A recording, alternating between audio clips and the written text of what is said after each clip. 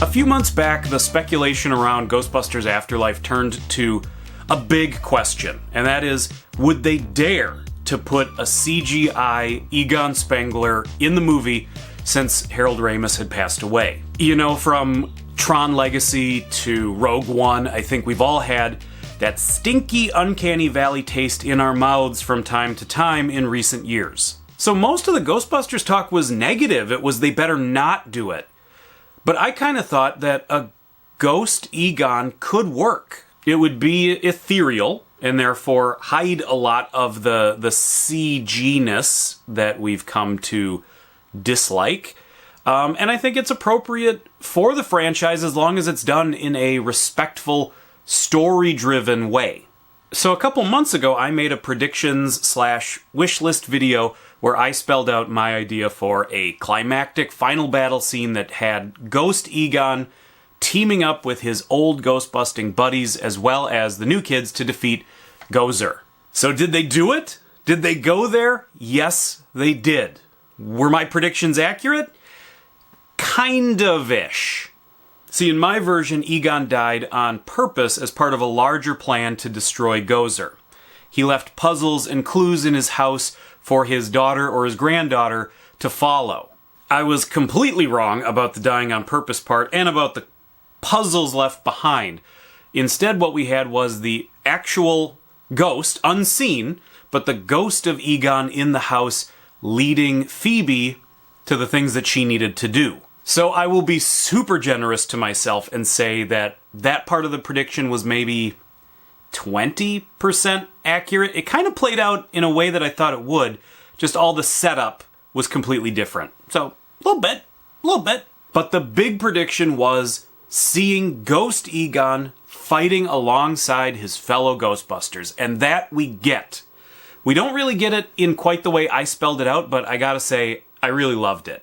See, I said Ghost Egon would have a proton pack in the afterlife, and it's completely illogical, makes no scientific sense, but for the sake of the story and for this cool moment, it'd be something that we as the audience would just have to accept and move on. Because my idea was going to be that destroying Gozer permanently meant that Egon had to attack from the afterlife while the other Ghostbusters attacked from the world of the living, and it was that hitting from both sides that was going to defeat her. I was super wrong. What ends up happening in the real movie is the ghost of Egon helps to steady the wand of the proton pack that's being fired by Phoebe. It is so freaking sweet when you see that ghost hand appear over her hand and you realize what's happening.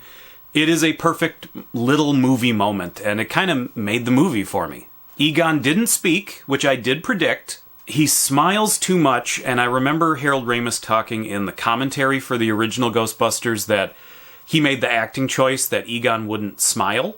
He smirks a little bit here and there, but that's as close as he ever gets. But my biggest problem is that the ghost of Egon hangs out for way too long after the final battle. What I wanted to see was a quick moment with his family, a little sweet touching moment, and then the ghost of Egon turns to Ray and opens his mouth like he's about to say something, and Ray stops and Ray puts his hand up and says, "I'll see you on the other side."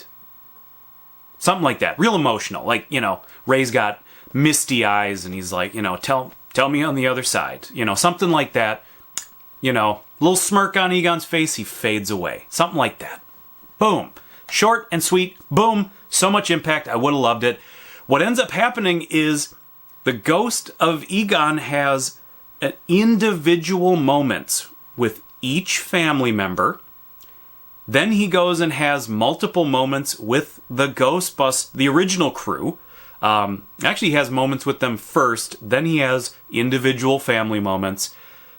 Then he goes and I think he has another couple moments with the guys. I can't remember, but it's way too much. It's way too much. He just hangs out. He lingers. It's like, dude, lingers, But I will say the CGI Egon looked really, really good, and it probably does, at least today, until some other movie comes out, it will stand as the best digital recreation of a dead actor to this point. Looked really good.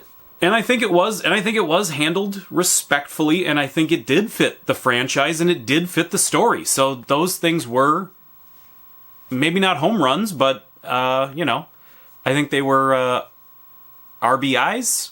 I don't know baseball. I'll say really quickly, this video is really just about the CG Egon and my predictions, but I will say overall the movie was good, not great.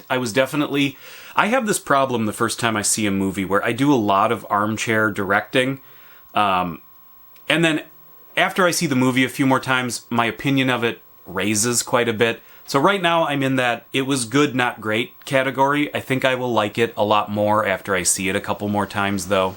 I will say, though, that the kids, especially Phoebe and Podcast, steal the show. They are fantastic.